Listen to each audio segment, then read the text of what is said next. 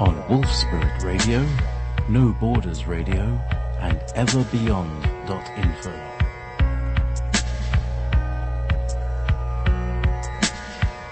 Be prepared to leave your belief systems behind as we go beyond teachers, beyond gurus, beyond duality, ever beyond, beyond, beyond, beyond, beyond.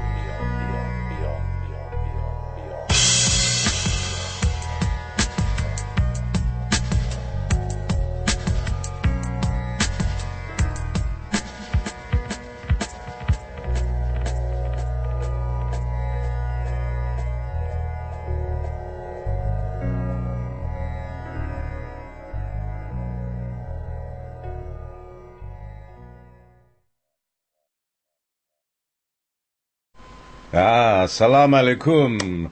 11th of May 2014.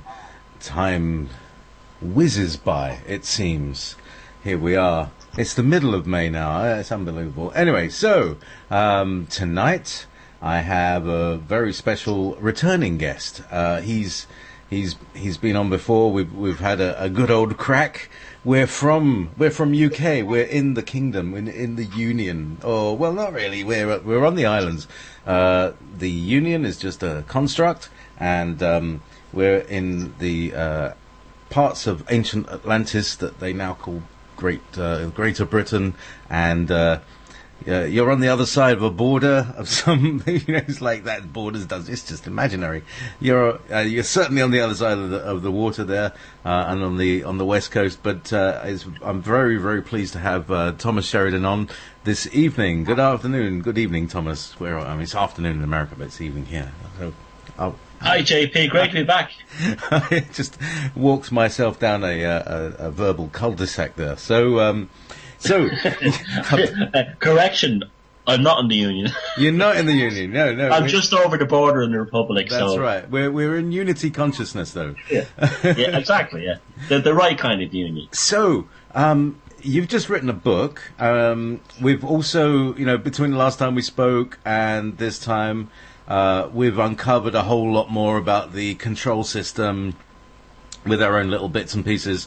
We'll go into that later. But what I find was an interesting synchronicity is that I played randomly a show that I recorded last year with my co-host Katie Galanti, and we were talking, and she mentioned the title of your book, Walpurgis Night. So let's go there. It's a Finnish festival, like Beltane or something, isn't it? Yeah, it's Nordic, but the Finnish were very much into pushing it. In fact, it was actually kind of a Christian thing as well. But ultimately, it's just almost like, Beltane, as we know in the Celtic countries, is the veil between when the world's, the festivals of fire. That's a major festival at that time at the beginning of spring. But Walpurgis Night, and Walpurgis actually takes in both Beltane and the day before April 30th. So it's April 30th, the night of April 30th at sundown until May 1st. It's all the same festival.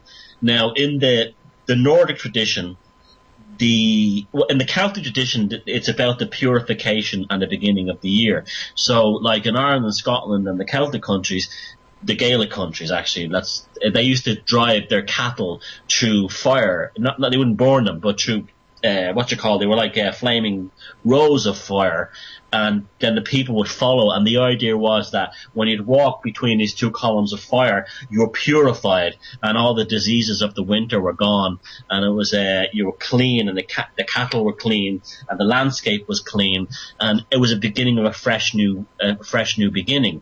This would have been more akin to their New Year.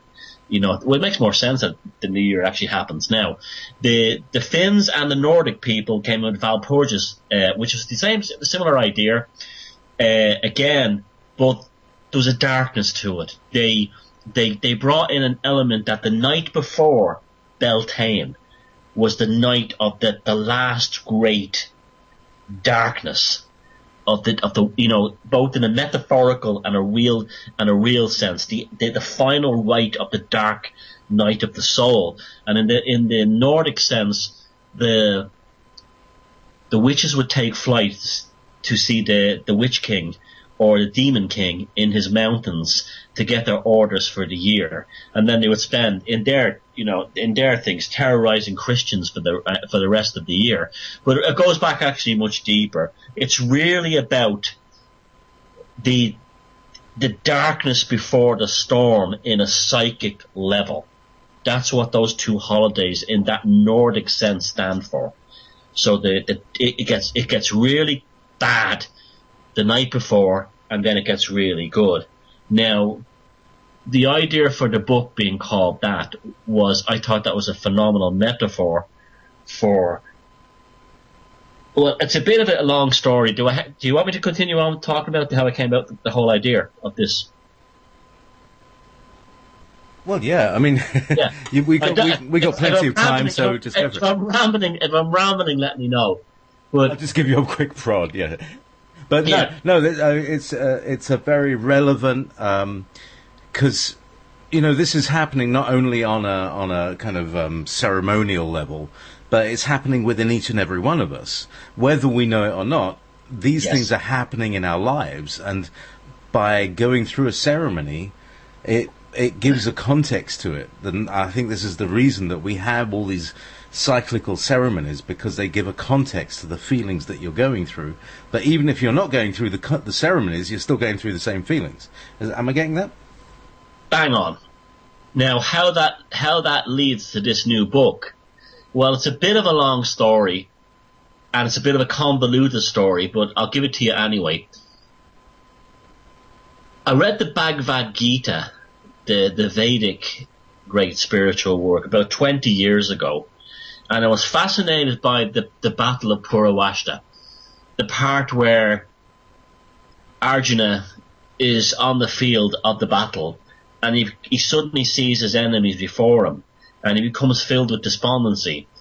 And then Krishna appears next to him in his chariot, and Krishna tells him that, you must understand that this is not all there is to life. And basically one of the great spiritual dialogues of any kind of philosophy takes place, where Krishna is basically explaining to Arjuna that everything that's taken place on this field today is a product of what's taking place in the spiritual world.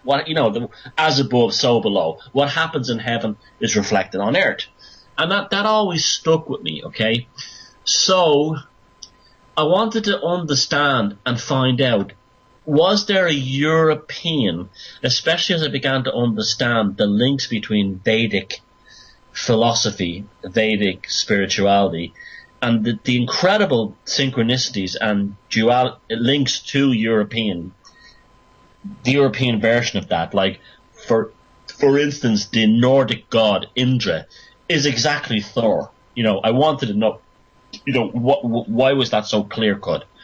And then I said, well, the obvious thing is there a European version of the Bhagavad Gita, particularly that passage in the Bhagavad Gita, the despondency of Arjuna, okay?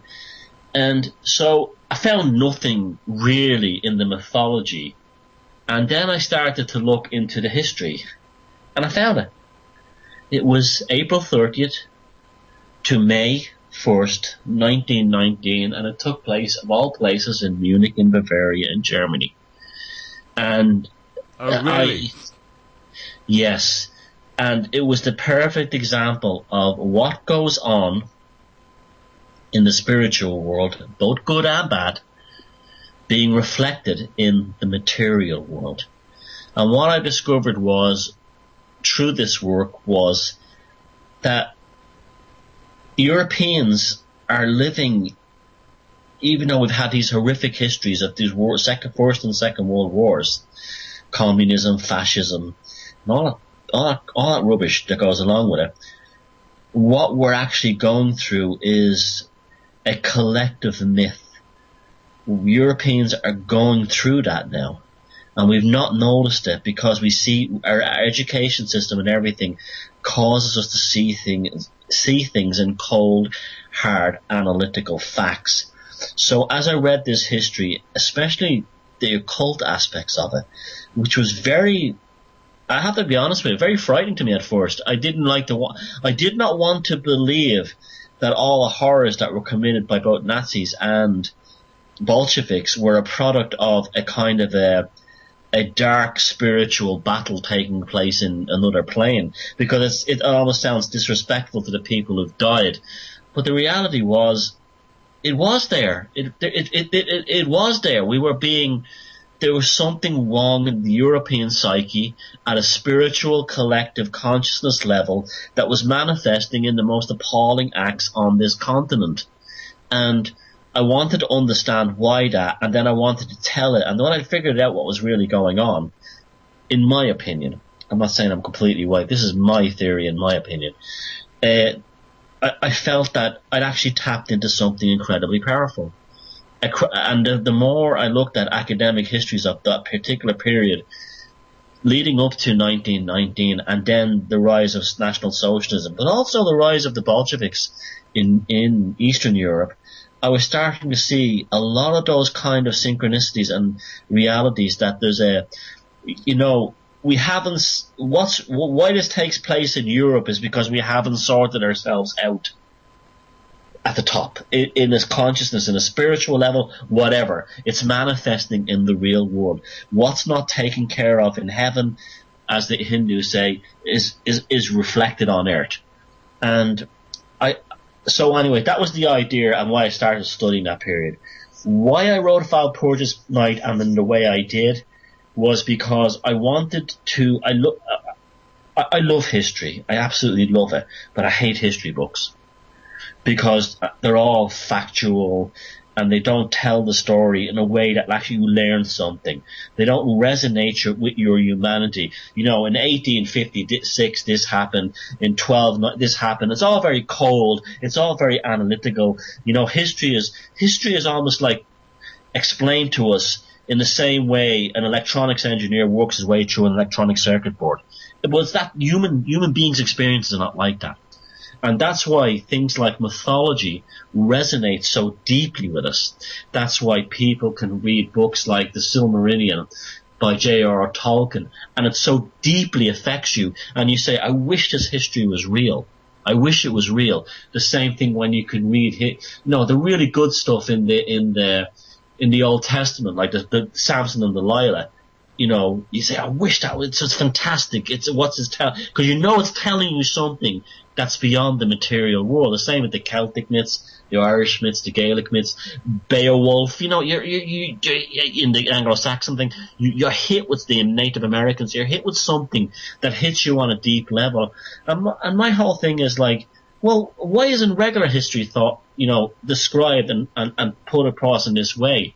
And so when I was starting to really research this period, and it was starting to hit me like a ton of bricks falling on my head, that this was something very big and very powerful, and should be like brought up in, at least in the alternative movement. It came about, I decided to do it, even though everything in Walpurgis Night, the volume 1, and as is volume 2 and 3 that will come in the next few years, is based on real fact. I've told it in the style of a mythology, in the style of a thriller. And the reason why I did this was my previous book, The Anvil of the Psyche. A lot of people wrote to me and said the book was very good, but they said the part in the book where I wrote about John Lennon's assassination by Mark Chapman, they said it was one of the best things they ever read. They said it was like, you should be writing, like, thrillers or that kind of thing, mystery stories. And then I said, well, if you really like that style, I'm going to do a whole book about it. And so that's how Walpurgis Night came about. It was about a reconciliation of the destruction of the European psyche, because we're not taking care of things in the spiritual world or the consciousness world, coupled with the fact that I believe that Europeans have to tell their history in the same way that they tell their history in the Vedic traditions, and so forth. And even in everywhere really, Europeans are the only ones that tell their history as a kind of a cold, analytical, facts and figures way, as a way to try and begin a dialogue.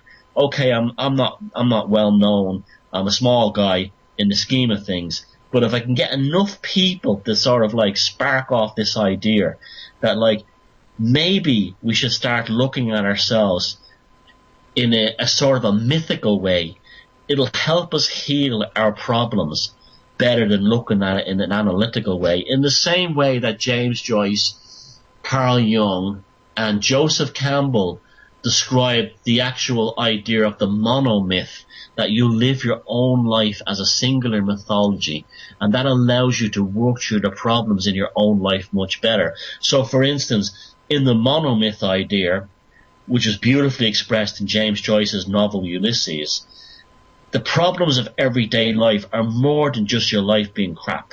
They're much more than that. What you're really learning here is you're part of a mythology. Your life is a mythology in yourself. So if your girlfriend dumps you for another fella, you can be depressed about it, but you must see it in kind of epic terms, that this is a learning experience to move to something else. If you get sacked from your job, if your job is rubbish, all kinds of things.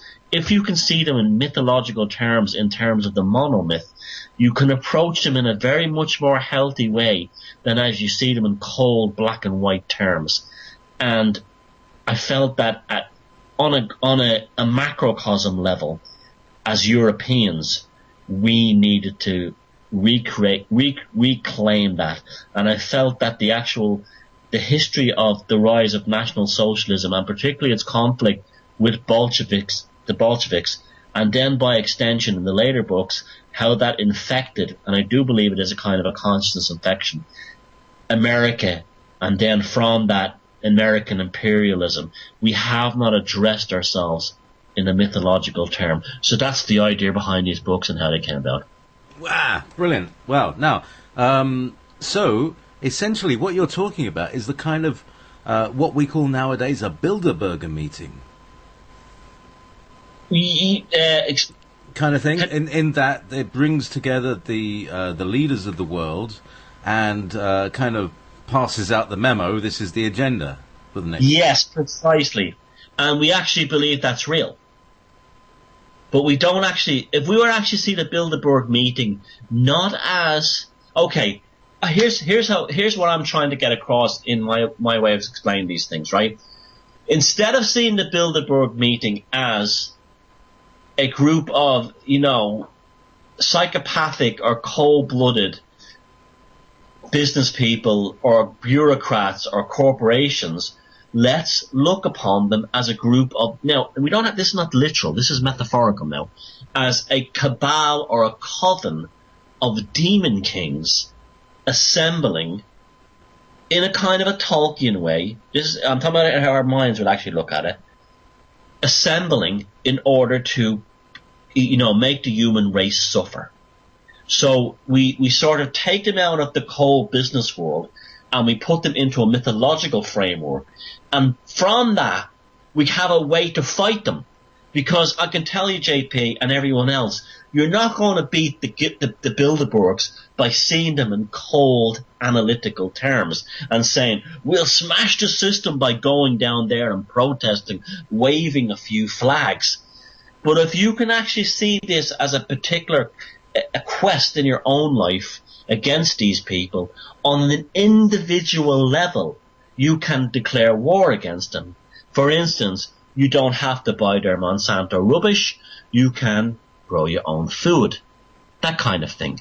You can avoid them. So if you put this battle in a mythological terms, you actually have a better chance of actually surviving it than you do if you say, oh, well, they have all the weapons and all the armies and all the power and all the taxes and everything. And who am I? I'm just a slave. I'm a status slave. You'll never win that. That's how they want you to be. Or else they want you rebelling against them, waving your SWP flag down outside the Bilderberg meeting. The way to do it is to actually see your own life in a monomyth and then see these challenges that you're dealing with as actually, as I said, that word, in this case, a demonic cabal meeting.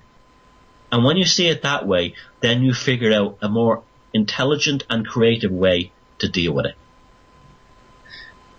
Excellent. So, I totally. I mean, where do I start to kind of agree with all that? Very much is what I talk about on my show. I live in my little world, and I make my little world. I have my little world dramas. And I was, talking in the last show, this is a year ago, and I was having drains coming unblocked, or drains blocking up, and all sorts of stuff coming through. I remember you talking about that, yeah. Yeah. So those, to me, that's part of my battling. And, since last year, I've also given up eating meat, which means I'm unfunding the death industry, which is what I've been, this is what is causing us the problem, the death industry, the industry that runs from Monsanto all the way to Raytheon and arms companies, Everything is about creating death and dealing with its aftermath, i.e. Halliburton rebuilding things, or you know the story. So my way of doing it is to unfund the death industry and fund the seeds industry. Make my own seeds and that. And I think I'm actually benefiting physically from it. I look better. I feel better. I've lost weight. I've lost maybe about 2 stone so far. You definitely sound better. Yeah, you're a lot more buzzier and chipper than you were like last time we spoke. Yeah, well, I mean, we have bad days. I still have had a 9-day headache, but that's normal. Life is black and white. It's not all parties. Yeah, that's right. So anyway, we were talking about the Bilderbergers, and he said, "What about? I'd like to." Tribal said, "I'd like to build a burger." I thought, "How about having a Bilderberger burger by mincing them all up?" But anyway, can I just ask you a question then? I remember when you said that to me last time, that you were having all kinds of problem with your drainage system, and I wasn't sure if you were talking in metaphor or in reality. Was your septic tank backed up or something like that? Yeah, what happened was the tank has an overspill that goes into a yard, and the yard had a very ancient ceramic drain pipe that a tractor had driven over, and it was catching on the loo paper, and it was blocking up. So, right. It was actually about 100 yards away from me where the actual problem had happened. But he basically dug out all the drains, so he's future-proofed the drain system for at least for a good 5-10 years. Let me ask you another question, right? So there was a physical problem with your drainage system. While that was going on, did you have recurring problems or issues in your own life from, say, that you were dealing with emotionally? I would say that there was drainage is about being able to throughput, being able to get rid of waste and all that stuff. So losing weight is that, you're getting rid of toxins, and sometimes you can't get rid of all of them at the same time, and I think that's probably about it. Take things a little more slowly and subtly, and not being in a hurry. I can tell you for a fact, not just myself, but other people, when we were going through an emotional crisis in a family or in a home or in a relationship, I can tell you for a fact appliances break down. They stop working. Anything electrical, you'll have more breaks, your oven will burn out, your hair dryers will go, your TV will pack in, your computer will pack in. I found that very common story over the years. If there was a lot of emotional energy that wasn't being resolved in the home, appliances would break down because the flow of energy was not passing through the appliance. That's right. It's not grounding out. I was actually talking to somebody the other day, and when they have a polished crystal, because of their rapport with it, they don't ground out the crystal. They charge the thing up and they blow up. Wow. So because of the already stress, because of, you traumatize the crystal by polishing it, and unless it can be de-stressed, it holds a stress in it, and adding more energy like that, the thing just explodes. So watch out, all you people. Let me tell you something that happened about I don't know how long, about 6 months ago, I had a radio show on Sunday nights on Type 1, and I did a special where an investigation I'd done into Jimmy Savile being a serial killer was done on the air that live that night, and the show was did very well for me, and I actually put a lot of evidence together to show that actually Savile, and I do believe this sincerely, was involved with Sutcliffe, the Yorkshire Ripper. Oh yeah, let's go there because I've got more info on that. Let me explain something before we get to that, right? The day after I did that show, my internet failed, right? And I had the junction box on the wall here, which is the phone in one line, the internet line the other. And I couldn't. The phone calls were scratchy, and the internet wasn't working. So I called up the local telecom company here. They came out, and your man opened up the box. The engineer opened up the box in my house now, the one on the wall. And he said to me, was the house hit by lightning the other day? And I says, no. And he showed me the circuit board, and it was fried. Fried? It was fried. Wow. Excellent. Yeah. And I don't know, and it was like that's what, and he says to me, I've never seen anything like this in my life. Are you sure the house wasn't hit by lightning? I says, lightning never happens around here unless in summer. And that's it. You get it's still rare, and the house has never been hit, or even a tree nearby has never been hit. Actually, a tree in the yard was hit about 10 years ago, a tall one, but that was very, very rare, and it definitely wasn't hit by lightning that night. And so isn't that interesting too? The same kind of idea. Awesome. Well, I'm my trade, my profession, at one time was IT. I worked in the universities, and I basically did I've done helplines all my life, and rebuilt computers and all this stuff. And so I've got quite an awareness of computers since 1980. Personal computers. And when personal computers first started happening, I found that people divided into three groups. People had no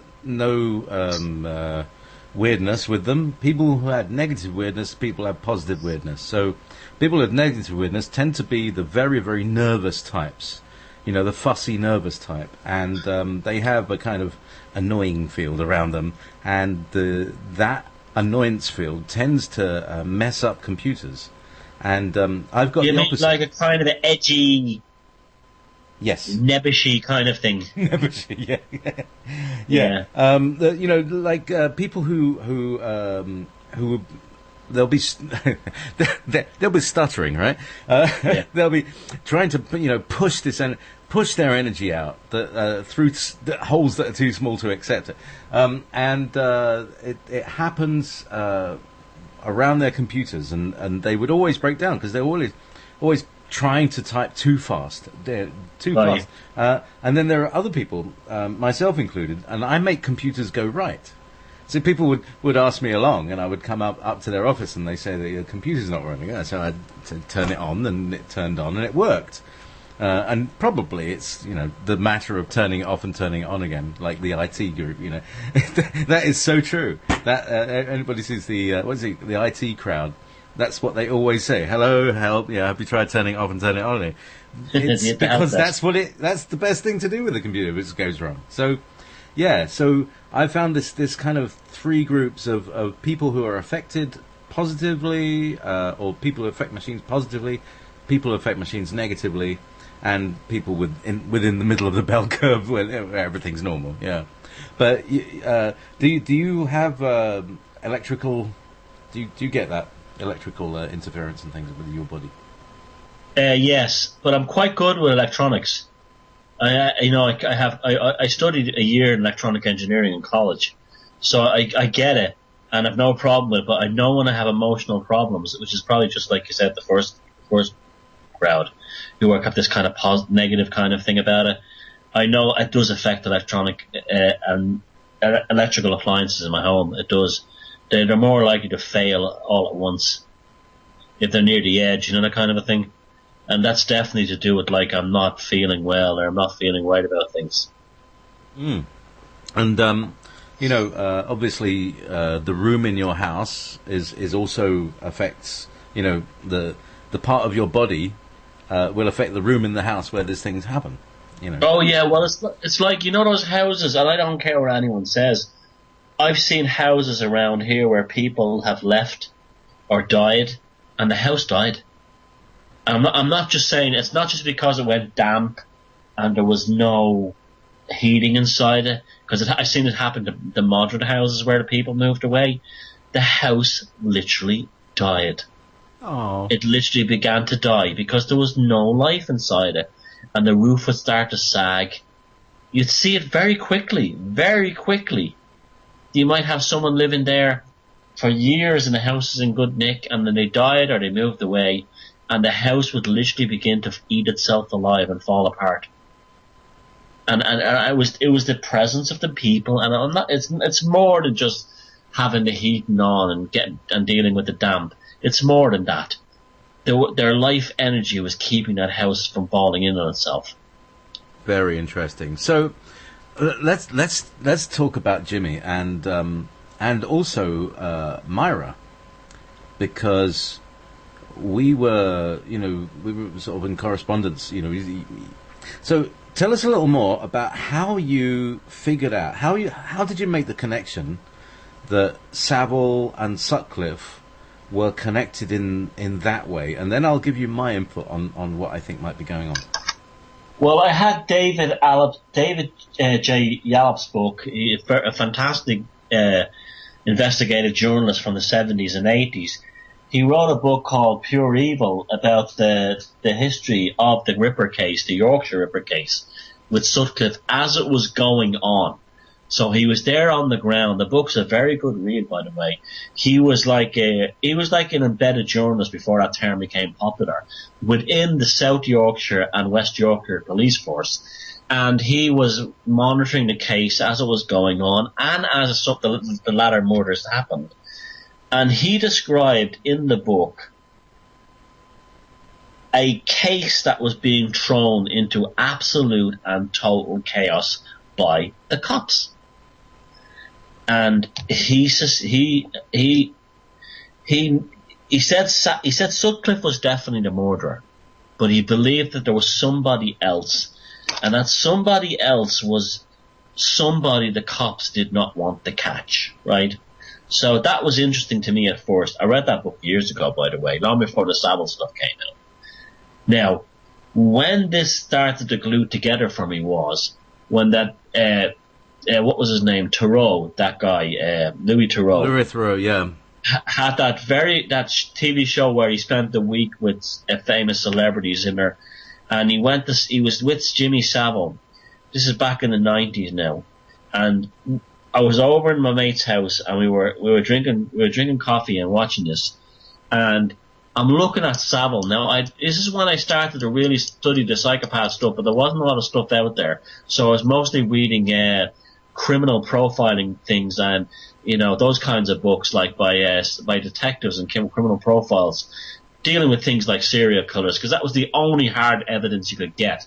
And I'm sitting there watching Savile. Now, I never liked Savile as a kid anyway. I never liked those TV shows. And I'm watching it, and he's over his apartment, and what struck me was the first thing he says was, he says, "Women are brain damage." Oh yeah, I remember that. I saw And the second that was said, after he showed the mother's clothes, no, I was later on. As soon as he said that, I said to my mate as a joke, "He's a fucking serial killer." And my mate burst out laughing. And he says, "How do you know?" I says, "That's a giveaway. Women are brain damaged." That's a very strange thing to say. And then when they went to visit his mother's apartment, then they showed his bed, and his bed was called the altar. And that was creepy enough by itself. And even Louis Thoreau said, "What happens on altars, Jimmy? People are sacrificed." And then they went to his mother's house in Scarborough, and he had all her frocks and gowns, the Duchess as he called her, all perfectly preserved.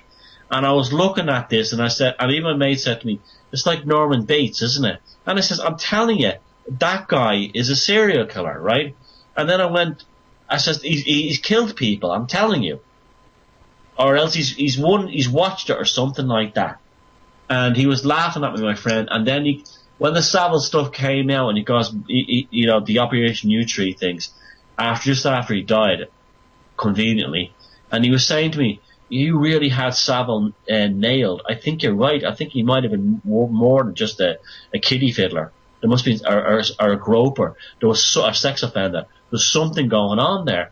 And he says to me, "Do you remember when he said that? When he said women are brain damaged?"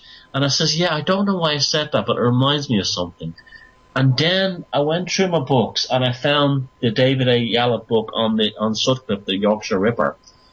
And I remembered that the murders had been committed by hitting the women on the back of the head with a ball end hammer, the hammer that's used by metal workers to hammer sheet metal into shape. It's a very specific type of hammer. It doesn't have a claw on the back for removing nails as a ball. And that's what Sutcliffe used it. But I can tell you for a fact, it's very difficult. I was talking to a friend who was a Scotland Yard detective, and he said it's very difficult to kill a human being. They will, when they want to live, they will do everything to live.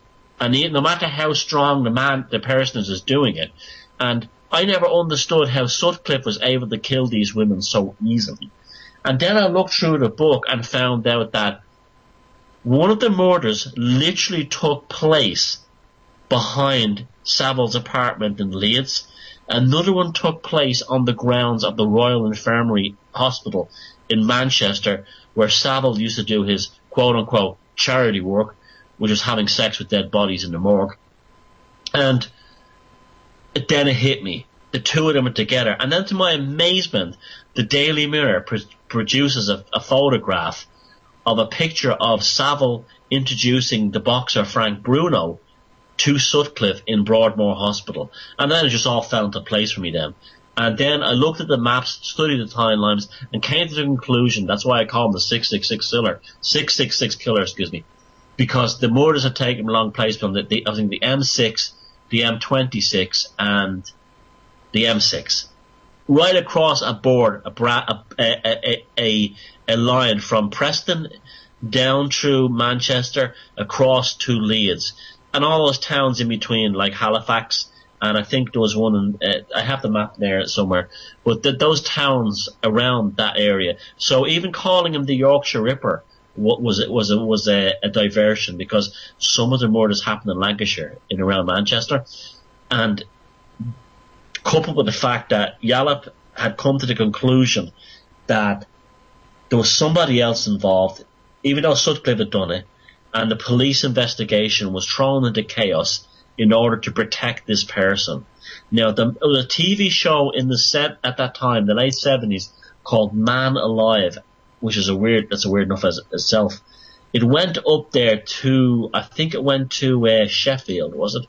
So one of those cities up there in Yorkshire, and they had met with both the West Yorkshire and the South Yorkshire police, and they came to the same conclusion, that the cops were deliberately throwing the investigation into chaos, and they couldn't understand why. And the reason was they were protecting Jimmy Savile. And I've taken a lot of flack for this, but I've no doubt about it, that the day will come when Jimmy Savile will be implicated as an accomplice with Peter Sutcliffe, with the Yorkshire Ripper, and it will happen. I know it for a fact. The two of them were working together in the late 70s in that part of England. And the more I look at it, even now, even though it kind of gives me the creeps, the nights that the murders happened, Savile was definitely not on either Top of the Pops or his other show. So this is absolutely fascinating material, Thomas, but I think it gets even deeper. Because, okay, we know several things. We know that Savile called his mother the Duchess. Yeah. We also know that people who do this kind of thing don't tend to come from the lower classes. Nope. And we've also learned that the Bloodline find and look after their own. I am thinking that the Duchess was an illegitimate daughter of one of the of a Bloodline, Well, if you were right here now, I'd slap you a high five. You're absolutely right. You are absolutely right. She was the bastard offspring of one of them, and they do look after their own. And that's what made him untouchable and friends of royalty. And that's why you're exactly right. He called her the Duchess. Yep, absolutely. And he also had and was given the occult powers that these people use. He had them to hypnotize people, to brainwash them, to play on their minds. His own history is very strange.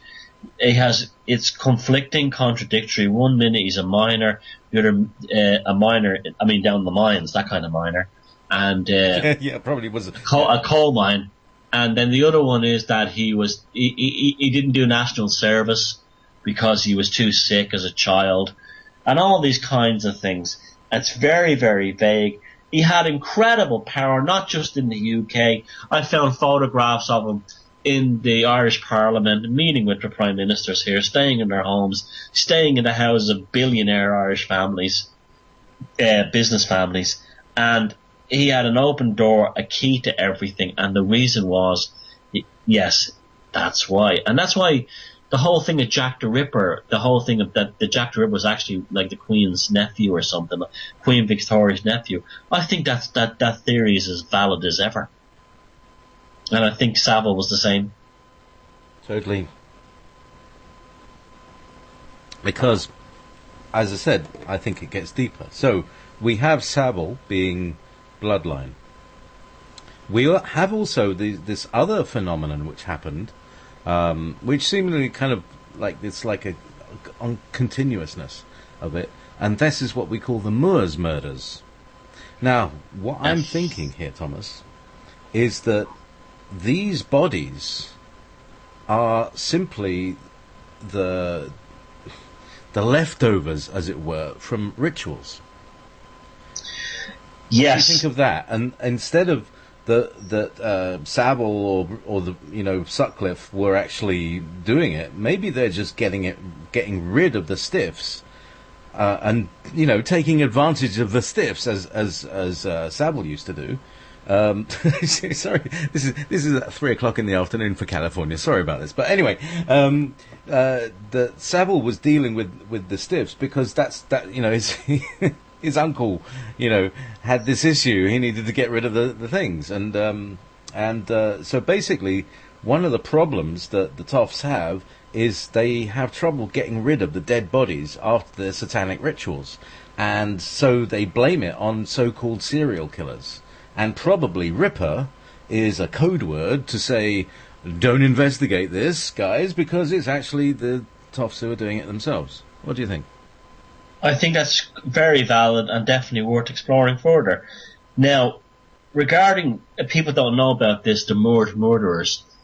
In the 1960s, the early to mid-60s, there was a couple in Manchester called Ian Brady and Moira Hindley, who abducted children, tortured them, recorded it on audio tape, and then after they killed them, buried them in the moors outside Manchester.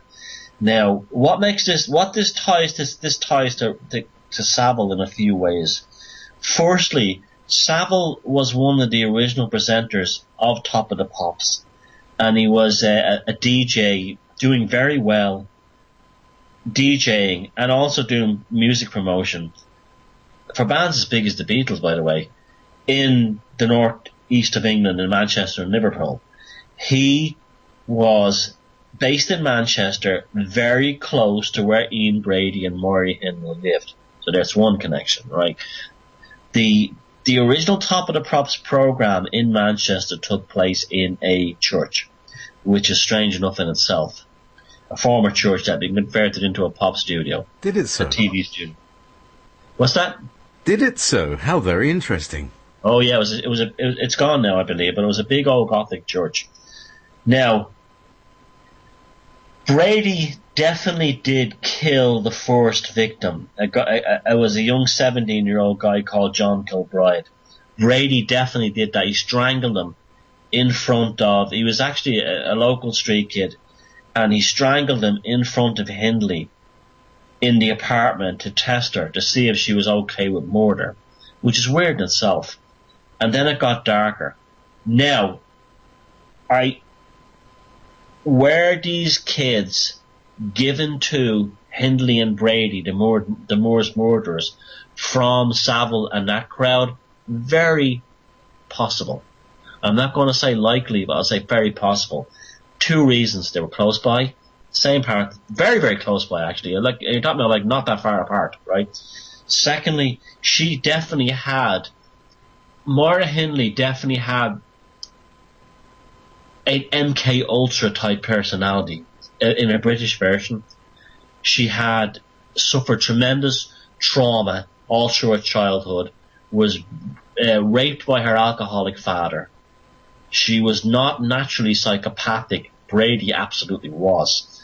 And so she became a mind-controlled slave for this network, of which Brady was like a fixer, a gangster. I also think, and I know this sounds mad to a lot of people, that Jimmy Savile modelled his physical image on Moira Hindley's infamous arrest photograph when she was arrested by the cops in Manchester. He had black hair naturally before that infamous 1966 photograph of her arrest, and that very spooky and strange photograph of Moira Hindley when she was arrested. Savile had black hair before that. Now, and then suddenly there was a period around 1967 when the Moors murderers trial was at its height, where Savile dyed his hair 2 colours. It was black on one side and blonde on the other, which that has other connotations with Masons and stuff like that, right? Yeah, we'll be talking about that in a little while, but with my personal experience of Savile. Anyway. Oh, go on, that's going to be good. And then he went full blonde when she was found guilty and sent to prison for forever, right? So, now somebody sent me a photograph saying, Thomas, you're wrong. Here's a picture of Savile standing in front of the charts from before Moira Hindley was arrested, and he had blonde hair. But I've been looking at that photograph, JP, and the more I look at it, it looks like it's been doctored. The light, now, it's hard to tell because it's a TV studio, but I'm an artist. I know about where light direction and how light and shadow falls.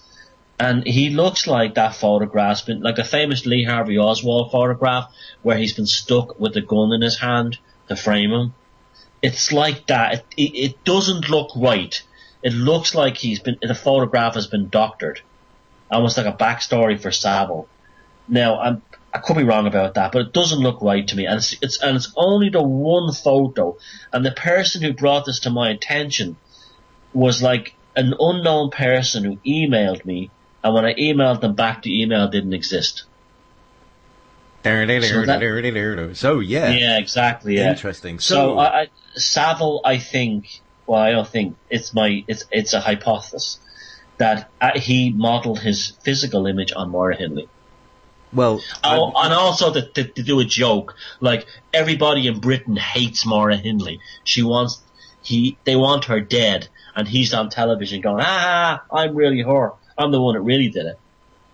All right. Well, this takes us deeper because we also learn that at certain satanic ceremonies, whether you believe in Satan or not, but Satanists believe in their thing and they do this stuff. At satanic ceremonies, the priestess has long blonde hair. Yeah.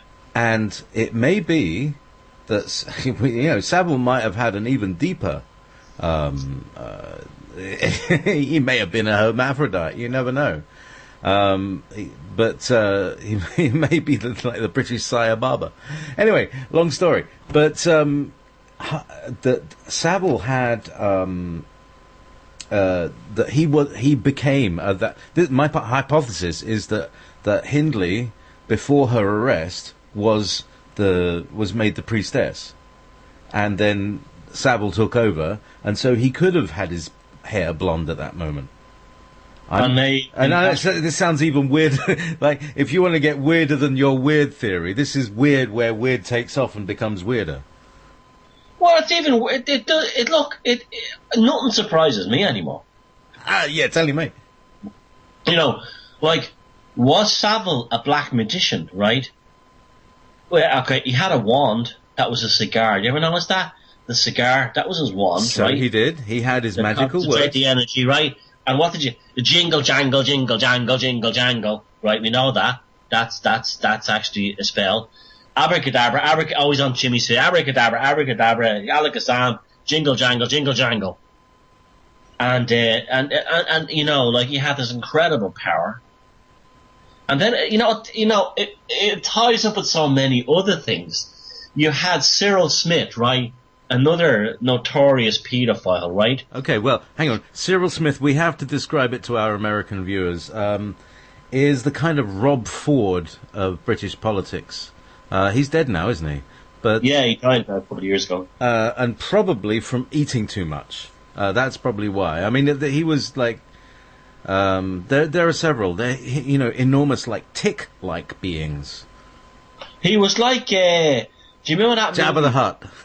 That movie Dune, the book's Dune. Yeah, there was the head of one of the planets, and he was this huge guy. Baron Harkonnen. Yes, and he would consume young boys. That's what Cyril Smith was like. Holy crap! Yeah, he just kind of ripped the blood cord out of them, and they would just bleed out. While he was raping them. Yeah. Harkonnen used to rape them while killing them to harvest their life energy.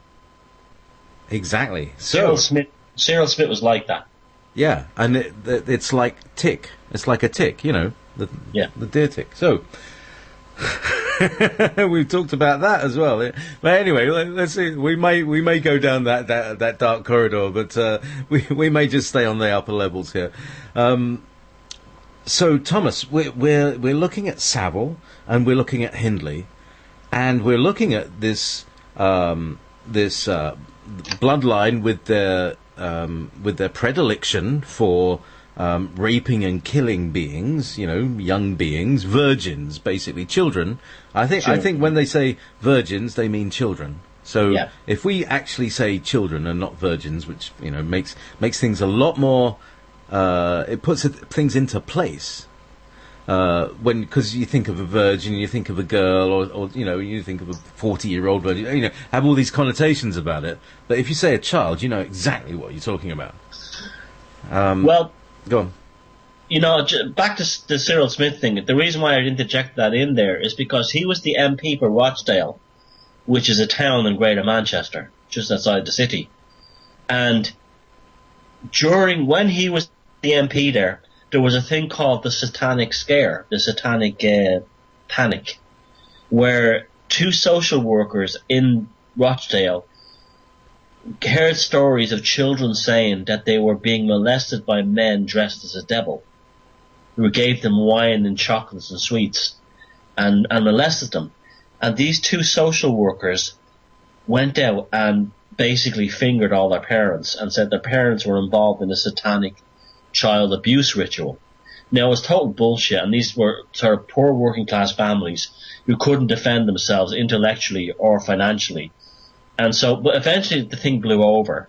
But the children said something very interesting, and this is from a friend of mine who was a social worker in Rochdale. And she says, here's what really happened.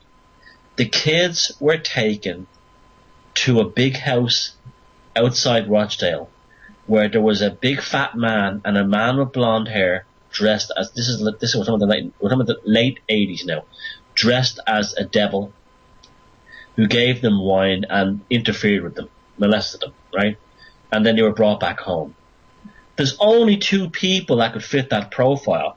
That's Cyril Smith. And it's not Laurel and Hardy. Yeah, Cyril Smith and Savile. Holy crap. Yeah. And because it's up the road. It's the same part of England. So let's just put this into context. What we're talking about is a gentleman who was a male being, a male potential human. It gets worse. Who this is in the middle part of the island of Britain. and actually where like Oasis come from, and all these great bands, and also this, and they called it the Dark Satanic Mills. That's the area that they're talking about, and so there is a kind of a dark satanic tradition in that area, and what we're seeing is an outpouring, this is like the spillage that is coming out of this thing as greater consciousness and awareness comes online, and we're all able to see everything. We can tune into satellites and we can see what's going on in real time and all this stuff, or near real time at least. But what we're seeing is a gradual uncovering of the darkness that is what hides behind and purports to be the people who are so-called in authority to us. And so we're beginning to see the dismantling and the destruction of authority and institution, but it could be giving way to simply corporation and brand loyalty, brand religion. Well, and transhumanism. And transhumanism. So yeah. We'll go there in the next segment. I think we'll take a little break in a minute, and I'm going to play Talking Head Psycho Killer. Mwahaha. Anyway, so yes, hello. With demonic, right? Okay, so Talmudic. So somebody's coming again. M432. Talmudic immorality, asininity, and pornography. The reprobate mind. So yes, well, comeandhear.com. There we go.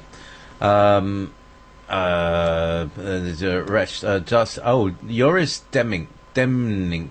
Right. So we have a Dutch listener here. Could Mr. Sheridan give his vision on this guy, who is Mr. PR Newswire? I'll give you the link there, Thomas, so you can have a look at that.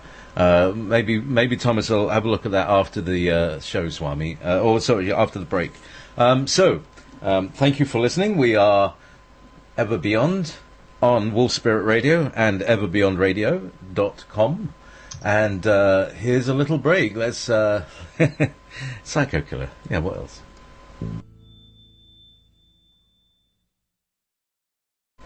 Psycho Killer. I love that one. I played this one with my band, or did play. I don't know. I don't think I've got a band anymore. I think the drummer and the singer have just been posted elsewhere, and we got nobody. And so it's a long story. But I used to love playing that one because you have to go really mad at the end with the tremolo, and I try not to break strings by stretching. Yeah, it's a fun song to play. Yeah. So, do you play bass or do you play lead? I play rhythm guitar, a little bit of lead, and I play bass as well. But I play the banjo and the mandolin and a few other things like that as well. Yeah. So, I mean, indeed, you are a multi-talented. I mean, we're talking about your kind of your psychological artistry, but you have, as you say, you're a musician. You paint, and you've been selling your paintings, which is great. And you've been writing books, and you've been selling books. So that's brilliant. So you're a kind of complete enterprise, Renaissance character. So hat tip to you, my friend. Well, I'm just fortunate that I've had, the ability to learn these ideas and these skills. So I'm very grateful that I can actually make a living outside the matrix. That makes me happy. Indeed. I think that's where we're all going. And what we were saying earlier before we came on the show about getting a farm together, or like micro farming, and just living in communities and tribes, and you don't need any of the bureaucracy. We don't need bureaucracy. It just makes things. No. Because the only reason we have cities is to feed the bureaucracy. So if we didn't have bureaucracy, we wouldn't need to feed this central beast, and everybody would have enough, because we wouldn't need to go anywhere because everybody has enough. Long story. So, where were we? Tell me about your. You said you had a personal experience of Savile. Oh yeah, well, I mean, it was interesting because when you're talking about the whole dyed half of the hair thing, now I went to recording. I lived in London, so sometimes you'd go along to watch radio shows, as you do at the BBC, and I went to Shepherd's Bush, I think, and it might have been the one in the West End, I can't remember. Anyway, I went to this airing, and there he was, and I was in like the second row towards the edge, but there he was, so he was about like 30 feet from me, and he had half of his beard shaved off that night. Like, so one side was clean shaven and the other half was shaven. And you saying this whole thing about the satanic rituals, isn't there something about having one half face and another half face? Is like... Yeah, the Harlequin kind of thing. The split personality thing. It's a black and white, the dual thing. Yeah, it's like I present one face to the world, but there's one. It's a psychopathic thing, but the other part of me is hidden. And that was a big, that he was full of that. He was nothing else but that. Exactly. Oh, this is very interesting, and it's great. We've got some British listeners here. And here's more. So Dave from the UK, he was saying this is getting too weird. There have been a lot of synchronicities in the last few days, I have to say. More per square millimeter, I have to say there. Anyway, so this is too weird. I worked in all these places. I met Savile, he was weird, and everyone I work with now who worked with children at the time, who still work in Rochdale Council, all knew what the children were saying about Cyril Smith, who's the big fat guy. Many people of a certain age, in the 50s and 60s. So it's taken all this time for the truth to filter out. And so he then goes on to say, is it possible that Hindley and Sutcliffe actually carried on satanic practices whilst in prison against such people? Yes. Hindley especially... What was happening? No, sorry. Sutcliffe and Hindley were locked up in prison, and there's bodies that are still missing, right? And what's interesting about Hindley is you had all these like lords and toffs visiting her in the prison, and saying she's a wonderful person, she should be released, and all this kind of shit. Sorry, I don't know, of course, but all that kind of. It's all right. You can say shit. That's fine. Oh, okay. I didn't know it was on commercial. But anyway, she deliberately withheld the location of the two missing bodies of children's for two reasons. One, until the day she died, that was kind of like the black magic act. It gave her power. And two, it was because it would give Brady a sexual thrill. She was having black magic, sex magic with Brady by teasing the world about the location of the two bodies, and she was actually playing black magic sex games with him through the media. Now, when she died, he was ruthless describing her. Like, he said that she stitched me up, I'd be free now if it wasn't for her. So I go back and forth on the Hindley-Brady thing. I saw, Brady was absolutely a psychopath. There's no doubt about that. When Leslie Ann, what was her name? I can't remember the second girl's name. Leslie Ann something. She was one of the little girls who was tortured, and they recorded her torture and murder, as gruesome as this is, on audio tape. And Brady made a copy of the tape. And when during the court case came out, they asked Brady, why did you make multiple copies of the tape of Leslie Ann, I can't remember her second name, Downey, being tortured, the little girl? He said it was because it was interesting. I believe those tapes were being actually shipped among the satanic networks. Exactly. That's why. Exactly. That's why it's extra.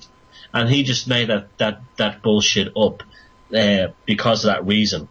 She was on the tape. I've never heard the tapes, but I've seen the transcripts. I don't want to ever hear the tapes.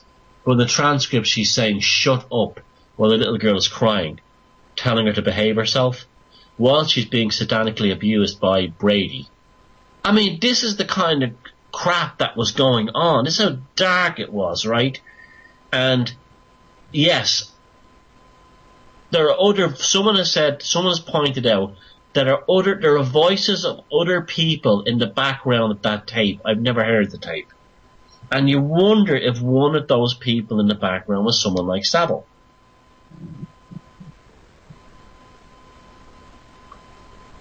I imagine that there was quite a group there. Yeah. As horrible as that is to think about. Well, yeah, but see, it goes further. Are you aware of abledanger.net? I know the website. I don't visit it. Okay, well, the guy who there's two guys. There's one's a pilot, and the other guy he's been many things. His name's David Hawkins, but he has been talking about these worshipful guilds for a start, which is things that people don't know about. That these are groupings of all different professions and trades, trade guilds, and the patent network, and the network that is run by the lesbian, gay, transsexual set called FemComp Inc. Have you heard of FemComp? I have, yeah. Yeah. So these are the guys that run the communications networks, and on 9/11 they had the thing they call the football. It wasn't with the president; it was with FemComp. So basically, this kind of radical lesbian transhumanist group is basically taking over the world through that side. But one of the things that he talks about are oath-taking ceremonies. And oath-taking ceremonies are often, you have to first, like Hindley, like these things you were describing that were going on with Hindley, witnessing, and finally becoming like that. That's part of the oath-taking hierarchy. So they've always got something on you because they got you filmed doing it, but they also get off selling these films, and people buy these films for vast amounts of money. Like a snuff kind of film. It's a snuff movie. It's the worst kind of snuff movie. And in fact, 9/11, they say, was a public snuff movie. Oh, it was, yeah. Because, do you remember? Let's have a good old moan about the old days. Remember the old days? You never saw anyone get killed on TV. Or like real. Or even a picture news. of a dead body in a newspaper. Exactly. Never saw it. And it's a shock. And I believe it's a shock to traumatize us as much as possible. We're flooded with trauma to keep us in a state of fear, which is why I'm sitting here on the outskirts of nowhere, speaking to somebody else who might be another sane voice in this insane ocean. Yeah, well, we're lucky we have the internet to actually talk to each other. Totally, it's great, isn't it? So let's talk about So the idea that these public figures also have this dark side, but that they've also got a protective mechanism, a protective network around them, because not only are they involved in the oath-taking ceremonies, but all the Masons are involved with the oath-taking ceremonies now. And this is why none of them can talk, because they know what it means. Yes, and there's also tremendous rewards. There's enormous rewards financially, politically, etc. It's just, like you said, that if Savile's mother was the Duchess and she was related to royalty, look at the rewards that Savile enjoyed. Exactly. So think of the rewards that anyone who's on the same team would enjoy. So let's take it today. Let's take it to today. Can you see people out there, Thomas? I mean, because I tell you, I am totally uninterested. I don't watch TV. I don't read the newspapers. I don't buy their propaganda, literally. How do you see the same kind of processes going on? In what context? Like, is there a Jimmy Savile of today? Is there of course there is. Of course there is. There's probably hundreds of them.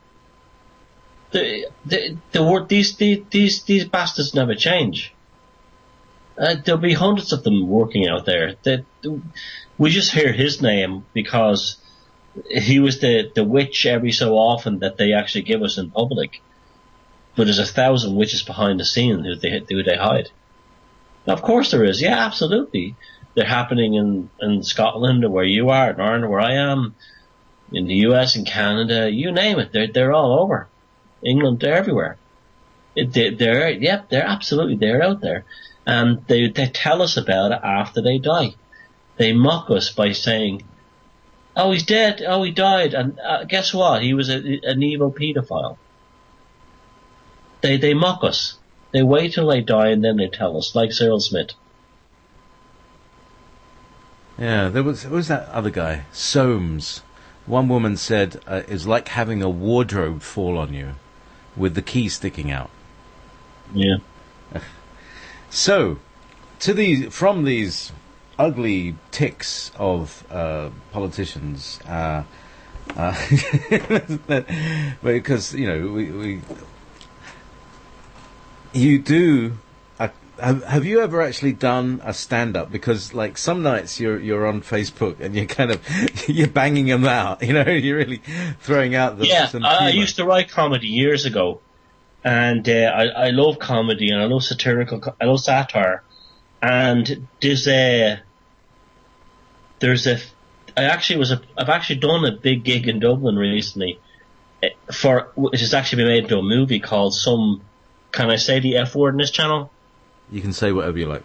Yeah, there's a film coming out called Some Fucker's Son, and I'm in it, and it's about myself and a group of other Irish sort of like activists, whatever you want to call them.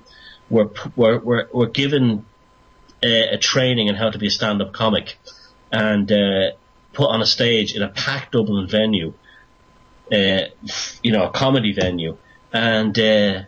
So I didn't tell them, but I'd done this before years ago, and so it was natural to me. No, I actually think that my health hasn't been the best in the last year or so, and I haven't been able to do talks and stuff like that. But I'm starting to feel better now.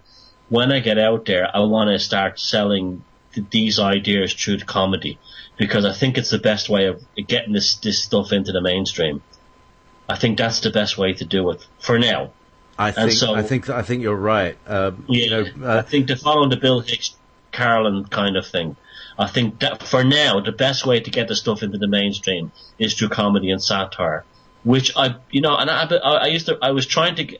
doing this for years now, and I want to actually take it to the next level, and what they call the truth movement, or whatever you want to call it.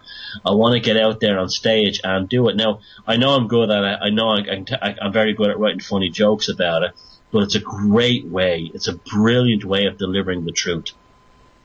Oh, it certainly is. And people have got such love and respect for these icons, the Bill Hicks and the George Carlins, they're dead now. Who do we have? Russell Bland. Yes, he's very bought. And who else? Actually, who's that? There was an Australian guy who I quite liked. Yeah, he's good. Steve Hughes. Yeah. And Frankie Boyle, the Scottish chap, can be quite cutting as well. He's been quiet recently. Yeah, he's been sacked by the BBC basically for telling them that they're all paedophiles, which is actually true. And it's. And there's an American chap, Reginald D. Hunter. He's very good too.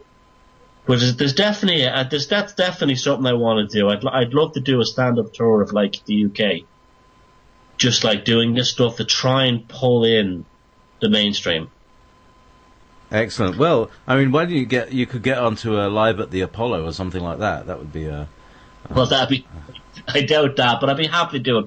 I'd be delighted, just a club in front of 20 people. I'd be delighted with that. All right. Well, anyway, yeah, I'm sure you get a gig at Findhorn as well. Once your name's around, because people in the truth movement have often been abused. and life can get really serious. Yeah. And light is light, as far as I can see. Light is light in weight, it is light in colour, and it lightens the spirit. And so keep everything light, even if we're going down some dark corridors, because that's how they do it in films. They have a really serious bit, and then they have a bit of comedy where the heroine falls over and falls flat on her face, which is usually what happens, isn't it? So, meanwhile, down the dark corridors, where were we? I asked you about Savile, and you told me that story. Oh, yes. And then a chap said something about Cyril Smith and Rochdale. Oh, yes. Yes. So, basically, there was you were talking about the children who had seen the fat man and the thin blonde man. Yeah. And all that. And then we also have M432 here saying arch-paedophile Jimmy Savile was a devout Zionist and an Israel supporter. Gilad Atzmon. I think he was I think he was just a classic psychopath in that he pretended to be everybody's friend to try and brown nose and manipulate people. I don't think he gave a shit about anyone. He was when he was in Ireland, he was a huge hibernophile. He was like, everything Ireland is great, the Irish are great, blah, blah, I love Ireland, my favourite country in the world. Then he would go to Israel, oh, I love Israel, oh, really? He was a typical psychopath talking bollocks, that's really what he was. Brown-nosing people to try and win their trust. Talking bollocks. I've often wanted to... He didn't give a shit about the Middle East, it was just to make himself look, to big himself up. He actually went to the Israeli cabinet, didn't he? and hey, bloody blaming, they're telling this government what to do. That was an interesting. Well, there thing. you go. The Duchess thing again. He had if you're a member of royalty, you have the open door to all these parliaments. That's why he had the open door to the Irish Parliament, the British Parliament, the Israeli Parliament, and Australia, wherever country was popular in. The same bullshit. That's right. So he's so I think, and the other. All right. So let's talk more about Savile, because I when I look at something, I've tried to find as much as I can about all the whole side of it, and they're very interesting things, and they also link together with other stories. So there's this. Let's look at the thread that Savile had keys to Broadmoor, to Stoke Mandeville, which is a children's hospital for disabled children. Spinal injuries. I'm sorry? And also the Royal Infirmary in Manchester. And Haute de la Reine in Jersey. Yep. And the children, you name it. Wherever there was a children's home, Savile had a key, because he was a charity worker and he raised so much money for the children. Oh, think of the children. You don't want to let down the children. If you get me into trouble, think of the children. That's how he used to do it, didn't he? Oh, yeah, and he did raise a lot of money. It was a fantastic cover story. I also think that money was money that was made by criminal members of his Satanic Society. Yeah, and they probably channeled it into other things. Yep. So, wow. It's all right. In the chat room, calm down. Everybody calm down. Everybody's welcome. Doesn't matter. Let's not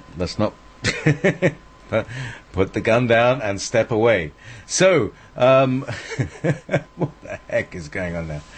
So, we're talking, I'm just having a look at the chatters and seeing what's going on here. Two-Face, so where were we? Yeah, serial killers, pirates, psychopaths, paedophiles, Nazis, the usual thing. So, yeah, okay, all right. Look, if there's anybody got anything for me in the chat room, just put it in uppercase, okay? So, and deal with it, peacefully. See if you learn something from all these programs I've been doing for the last 4 years. Anyway, welcome Thomas Sheridan to Ever Beyond. Don't worry about the chat room. Everything's fine. So we're talking about the way that Savile fitted into this larger context of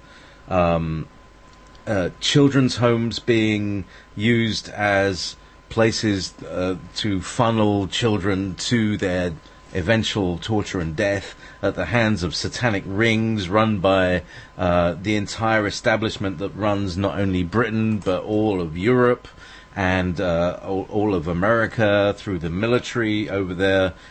In here, over here it's been, and also through the church and all of that stuff. The whole kind of network is beginning to be, the underground is being lifted up to be shown. I think this is good news, although it's ugly. It's been going on, and the good news is that we're seeing it. Don't you? Yeah. The shadow was being revealed. It's how you deal with it that's important. You can actually turn away from it and say, oh, I don't want to hear about that. And there's quite a few things that I feel that way about. I don't want to go there just yet. But it is important that we recognize the fact that there's a darker undercurrent to the world that we live in order to deal with it. It's as simple as that. And it's really the exposure that is the key to it. We just need to make people aware that what the TV is a complete film of lies. It's a little like that. What's that stuff? No, not Formica. It's the plastic cover with the flowers on it that you stick over your wheelie bin. It's that plastic film that covers sticky black plastic. Yeah. I'll remember the brand name in a minute, and whatever it is, it's like. But Formica is a good analogy too, yeah. Exactly. So, they call that the archonic overlay. Now, you were talking on another place about Walpurgis Night being that you went in with a kind of skeptical, wanting to debunk it kind of view. Yeah. Or was that another project of yours? No, that was true. I didn't believe the whole thing of that the elite were involved in the occult. I honestly didn't believe it. I thought that, okay, it sounds fantastic. Is it true or not? I don't believe so. I just think they're just criminal psychopaths and gangsters. And I went in, I said, well, what's the ultimate expression of the occult elite? And, well, it's Nazi Germany. That's really what it is. So I said, I'll start with Nazi Germany. I'll find out, is it really true that the Nazis were all tied up in the occult? And to my amazement, they were nothing else but the occult. They were tied up. They were tied up with all these things like the Thule Society and Ariosophy and Armanism and all these occult ideas that blossomed in Germany at the end of the Victorian era. And that's what they were. They were nothing else. Everything on top of that, from the bureaucracy to the militarization to the actual imperialism of the Third Reich, was based on these original occult ideas. And then I said, well, was it only Germany? And sure enough, I was wrong. It was everywhere. It was the Soviet Union. It was America under the Bushes and the Skull and Bones Society 322. Yeah, I actually debunked myself in the end. And I have to admit that, yes, our leaders are, occultic psychopaths. That's the end of it. Yeah, I mean, if you were to say this like 20 years ago, that our leaders are satanic worshipping, paedophile murderers, and you look at David Cameron, and you think, oh no, really? But then you look at the Bullingdon Club. Are you aware of the Bullingdon Club? I've heard the name. Tell me about it. All right, this is an interesting thing. This is something I got off the Able Danger guy, David Hawkins, right? And the Bullingdon Club is the same as the Skull and Bone Society, but the Bullingdon Club is the Oxford one, which was probably the original one. And they all have this, they wear this archaic form of dress, and you can see a photograph of Nat Rothschild, David Cameron, and, blonde, I can never remember his name. Boris Johnson, yeah. Oh, is this when they're all kids? Yeah, that when they were at Eton together. There's a creepy photograph. Yeah, and this photograph of them wearing this kind of black and white, really almost medieval looking or really weird looking suit kind of thing. Yeah, like a medieval waiter. That's right. Anyway, so this is the Bullingdon Club right now. Apparently, the Bullingdon Club has an oath-taking ceremony. And the beginning of it is that when you are first inducted, everybody from the club comes into your room and destroys everything you have. That's the first thing. And this is documented, and there was a film made on Channel 4 called When Boris Met Dave, and you can watch this, and it doesn't really touch into it much, but it's about the Bullingdon Club. The second one is that and this is the most interesting scenario, so I'll lay out the details and then I'll talk a little bit about what it did, right? Because this is fascinating, and it's... Anyway, so the ceremony is that you go for a meal, and they call themselves a dining club. They go for a meal, and at some point in the meal, somebody starts a fight. And the entire restaurant has to be destroyed, right?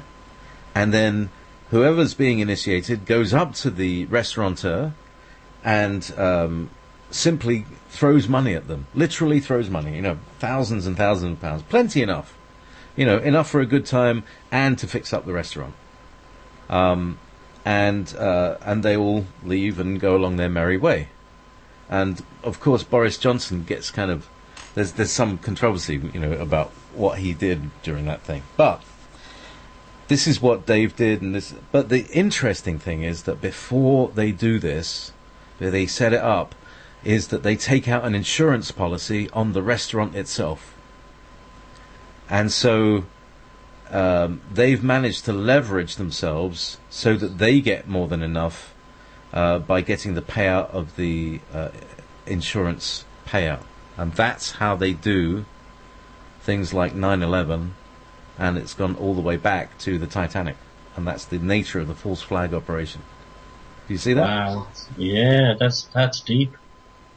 That's deep, it's subtle, but it's a model, and it's a modus operandi. So whenever you see like a big thing get destroyed, there's an insurance policy on that. And the insurance policy is paid out, the premiums are paid out by pension funds. And so the billions of money, this is how pension funds make money. They get put against these gambles, and generally the gambles don't happen and people get their insured and pay off and nothing really big happens. But say you insure two World Trade Centers to be destroyed, if they were being suddenly destroyed by a terrorist accident or a terrorist thing, and that they were to fall to a height of 1 story, and now that's really, really unlikely, yeah? Because if a tower block falls down, it's going to be like at least 10 stories worth, especially the World Trade Centers. So it was a really, like, an impossible thing for this thing to be triggered. Yeah. And yet, by the use of technologies, people are coming out. They use a beam weapon to basically vaporize the inside of the block. They use a nuclear weapon to make a big hole underneath, and they implode the thing down into itself, and so the insurance policy gets triggered, and the billions of dollars that were in the fireman pension fund all goes to Larry Silverstein. A good old-fashioned gangster protection racket. Absolutely, and it's gone all the way back to the Chicago Fire Service which if you weren't a member of, they would let your fire. They would even set fire to your building. Oh, you weren't insured. Sorry, we couldn't put you out. Stuff happens like that, doesn't it? Incredible. So we see all these scams. You know, you're looking at our, you know, the palette of psychopath scams, and there aren't many, but they're creative in the way they apply them to us, because we don't see it coming. We never see it coming. Oh, they're very devious. Very, very devious. So he's saying, this is Dave saying here, are we saying here that the satanic stuff is actually a method of staying in control? We're essentially talking about the fabric of society. Yes, society is held together by satanic ritual. Would you agree, Thomas? In a sense, I would. If the term satanic, to me, is kind of it's just a metaphor. It just basically means, you know, you use the word satanic. It has connotations regarding the Bible and Satan and all this stuff. But to me personally, that's just a good term to describe these creatures that have absolutely no decency in them, and everything is just business. They're cold. They're cold. There's no heart to it. Yeah, no matter what background they come from, they're cold. It's just business. Interesting. Just calm down in the chat room. Just calm down. What's happening in the chat room? Well, there's a fellow in there who's you know, he knows how to run an IRC server and mess about. So look, just if everybody can just behave, I appreciate his questions or her questions. I don't know who they are. I'm very happy to take questions from him. He is taking interest. He's not being off topic. So please leave him alone. No, fair enough. Yeah. With that, I'm sorry, Thomas. That wasn't addressed to you at all. That was to the thing. So anyway, that's fine. Okay. So yeah, fabric of society. It's whatever it does. At the end of it, children are suffering. Well, we all are. And we all are, because we're all We were all children at one time, weren't we? That's right. And childhood is extremely traumatic, no matter what. And so, yeah, it's true. At the end of it, we're all suffering. We're nothing more than cogs in a machine. We're nothing to them. We have to remember that. I always tell people, you know, the European elections are coming up. Who should I vote for? And I'm like, don't vote for any of them. They don't care about you. Like, what do you mean don't care about me? They do not care about you. The political system is not about you. You're nothing. You're nothing to them. And it's very difficult for people to understand that, because they've been raised from the time they were kids saying, oh, you must vote, or you must, you know, your great-grandparents, they fought for the right to vote. You have to vote, and you have to vote, and you have to do all this kind of thing. And it's very difficult to tell people that the political system is not about you. The government doesn't care about you. The politicians don't care about you. It's all about corporations. It's all about streamlining business. That's all it's about nothing else. And your vote is really like going down to, you know, when you work for a big corporation and, you know, you have these tokenistic sort of like human resource departments who fill you full of shit and bullshit about, like, you know, your part in this company is this, that, and the other. Well, that's all your governments are. They're the human resource department for the corporation that you live in, whatever that nation is called. And they give you this bullshit that, like, oh, every 4 years you can take part in this, like, you know, this version of X Factor where you can clap for your favorite politician to represent you. But nothing ever changes. It's the same crap. It's very, very difficult to explain it to the average person, because they've been so hammered with this idea that you must vote for your political party, get who you want, it's, here we are tonight talking about Jimmy Savile and Cyril Smith and satanic child abuse. That's, before we even get to that, to discuss with the average person the fact that the electrical system means nothing. The electoral system means nothing. Is difficult enough for the average person to deal with. That shows you how these bastards have had society sewn up. That they create these mirages, and this mirage is democracy, this mirage is the media, this mirage is television, this mirage is law and order, and 90% of society believes it without question. That's how devious they are.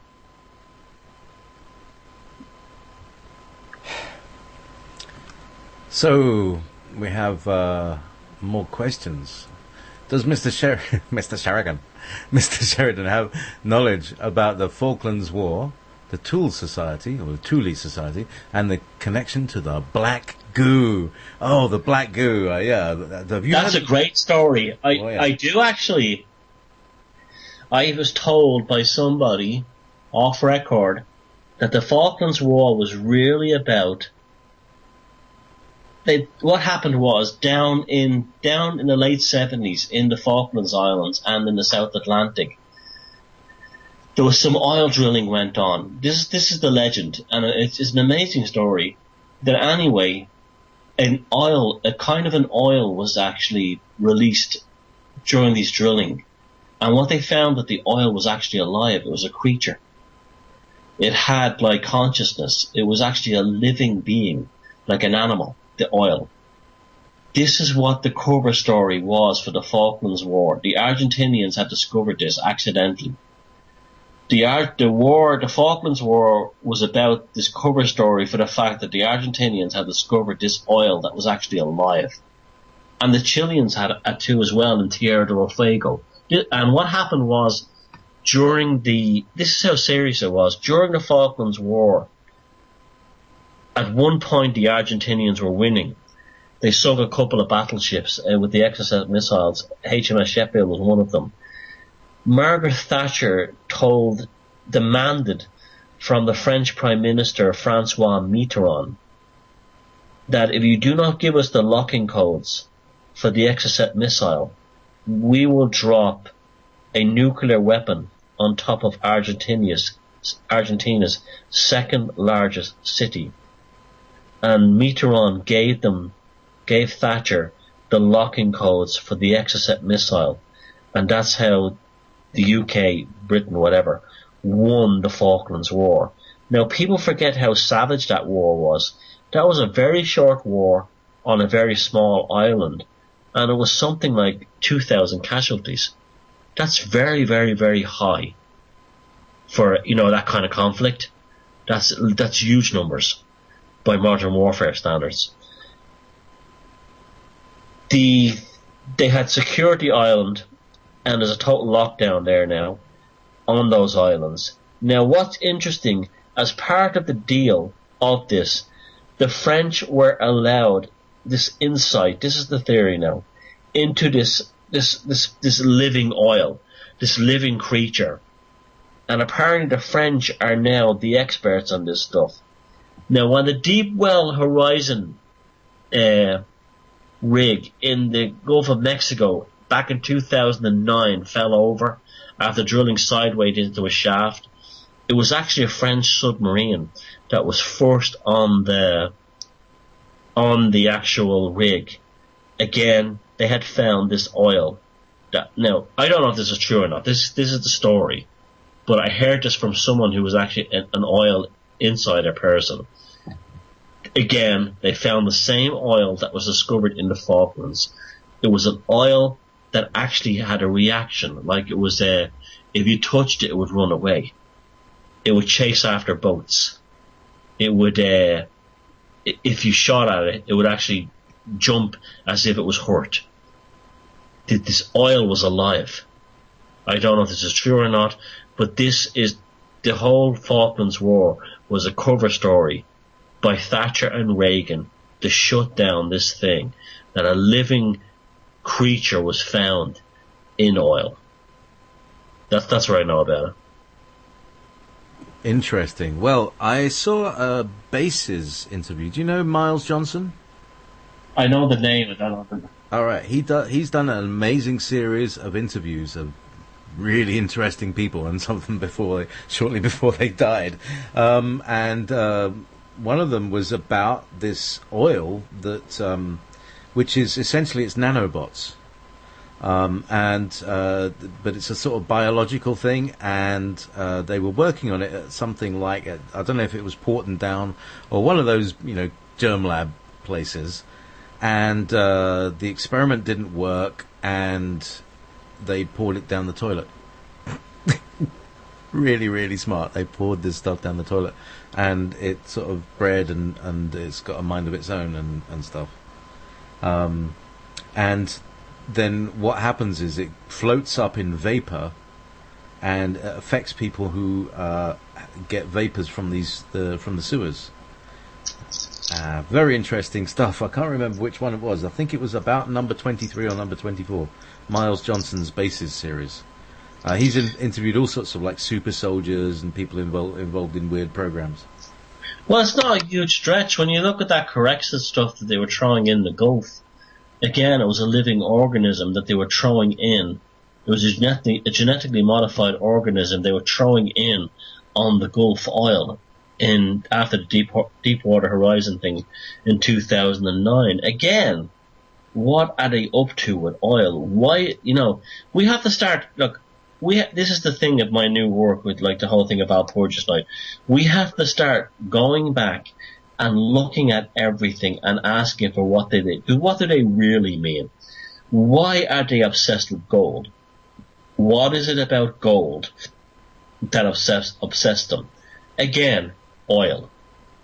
Is it more than just a fuel?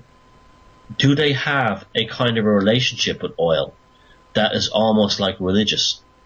Why is the United States willing to nearly destroy itself to obtain the oil of the Middle East? Is oil a kind of beyond a fossil fuel, beyond a form of energy? Is it that these lunatics in charge, these occult psychopaths, is oil some kind of sacrament? Do they know something about oil that we don't? We have to go back and assume that everything is up for question. That is for sure. Everything that we've been told is a lie. Big time.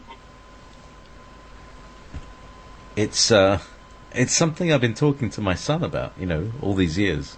He's growing up now. He's 18 now. And it's very interesting because his mother is very, what's the word? Establishmentarian. Conservative. Yeah, very conservative. Yeah.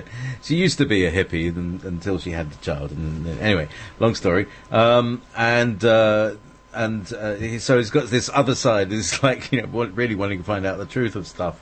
So it'd be an interesting expression because he's going to be making movies. He's already started making movies and photographing things. So it'll be interesting to see how he expresses all of that. But it is part of an exposure of the truth of the trauma that these classes go through. But it all comes down to the trauma of the sort of central core of the establishment, which you've kind of identified as just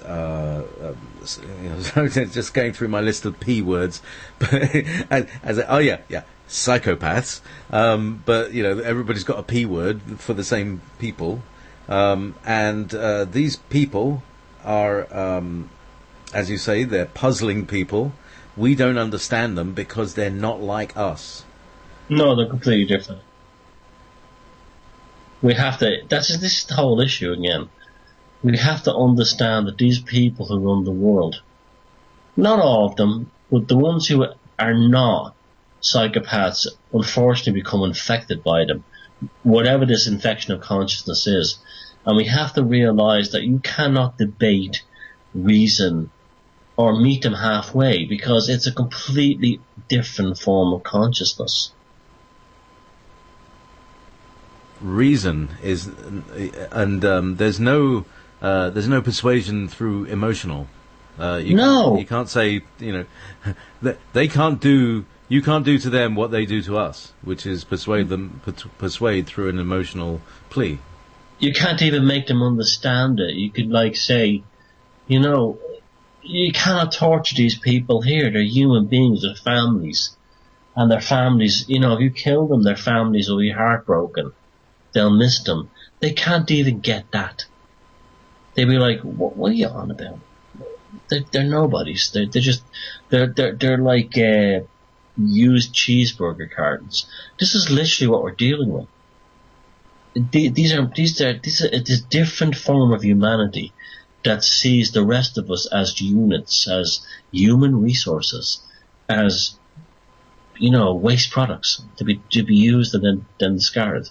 So when they reduce humanity as a whole, apart from themselves, to this level, what you're dealing with are people that can kill without, it's like the whole Joseph Stalin thing. One death is a tragedy, a million deaths are a statistic. That's a psychopathic mind. So, Thomas, fascinating conversation. I'd like to thank you for walking down these dark corridors, accompanying me with humour and with courage. I think we may have uncovered, just torn back a little bit more of that canvas cover that is covering over society. And I believe that, this is the time of the uncovering, the revealing. Whatever you call it, some people call it the apocalypse, but that's the same word. It just means the revealing. So, we're here. Everybody, be nice to each other, love each other. Thomas, how do you get to? How do people get to buy your book? Do you have any readings? Do you do it over audiobook as well? Have you done all that? No, I don't do things like that. Firstly, I apologise. I'm very tired tonight. I've been working all day long, so if I haven't been too bouncy, that's the reason why. Yes, they can check my website, thomassheridanart.com, and the links there to the books are there, and they can check them from that point on. And if they're interested in buying them, they can. I haven't done the audiobook thing yet. Those kind of things take an awful lot of work, and I'm kind of a small operation. I don't have that kind of backing of a big publishing house or anything like that. But definitely something that I would like to do at some point. In fact, I'd like to even go further and actually make a book that is never produced in print, but it's just the spoken word, like an oral tradition thing. That's something that really fascinates me at some point in the future. But thomassheridanart.com is where they can check out my work. And thanks again. It was a great conversation tonight. And again, it's a shame it's so late. Next time, I'd love to come back on again and continue this conversation if you'd have me. Awesome. Listen, Thomas, let's just make it like, you come over a few months and we talk about what you're doing, because we're all on parallel paths, and we're all studying a different aspect of the great hologram that is about to fall, and make sure that we're out of the way as it collapses, hopefully in slow motion. Thomas Sheridan, it's been marvellous having you on, and if you stay tuned, everybody, it's going to come up with Frank Jordan and the Earthmind Think Tank Group, and bring out your dead, bring out your injured, if you've got any healing. Thomas, did you say you were suffering a bit this year? Yeah, I've had a few health problems, and I get tired very easily, and I've had problems with my kidneys it's an infection kind of thing, and I'm getting better now, but I don't have the energy I had like a year or two ago. I'm getting better, but it's like I get tired very, very easily. And so, I'm glad to be here tonight, but that's what I was just saying. If I wasn't my usual kind of melty self, it's just because I'm so tired. Oh, well, everybody's saying, please have Thomas back. Great show.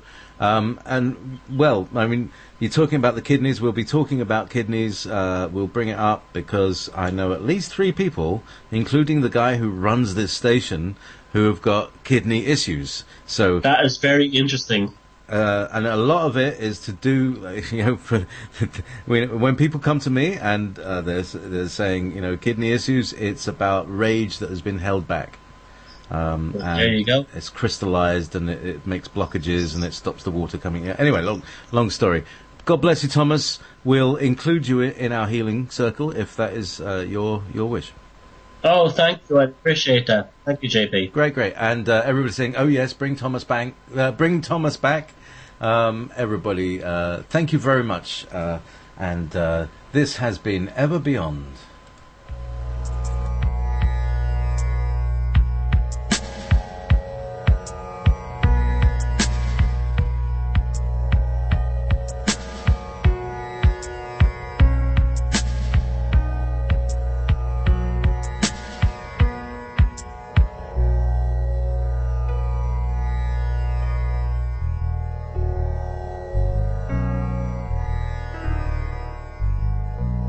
Beyond.